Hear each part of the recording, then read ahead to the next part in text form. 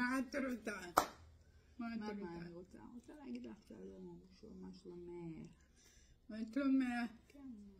אבל את ראית אותי, הגיע אתמול עד היום. נכון, אבל לא יודעת, אנשים רוצים לדעת מה שלומך. בסדר, לפעמים. בגלל המעלות אני תופסו. סלט. בגלל זה. השכבות שאני צריך. אמא, את יודעת, את תמיד אומרת לי, אני לא מדברת שפת סימנים פעם. תמיד את אומרת. זה בגלל... ואתמול אני ראיתי אותך מדברת בטלפון. אני צילמתי קצת, רוצה להראות דוגמה.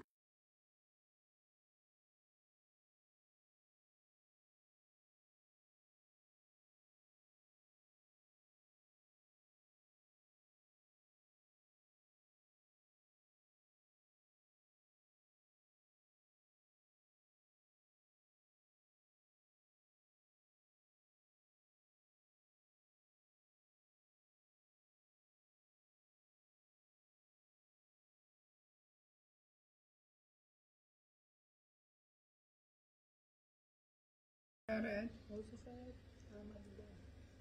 אבל את רואה סרט שם, רואים שאת שפת סימנים עם חברים שלך.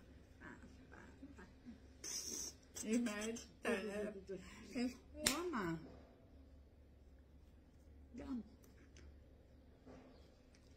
אם יש משהו סוד, אנחנו מדברת. עכשיו יש סוד, אין סודי, אני רק ממנו. בגלל מילדות אימא לא התחילה בשפת סימנים. בסדר, ילדות, את כבר בת 77. ילדות. אני רגילה. מברכת אותך שבוע טוב, אוהבת אותך.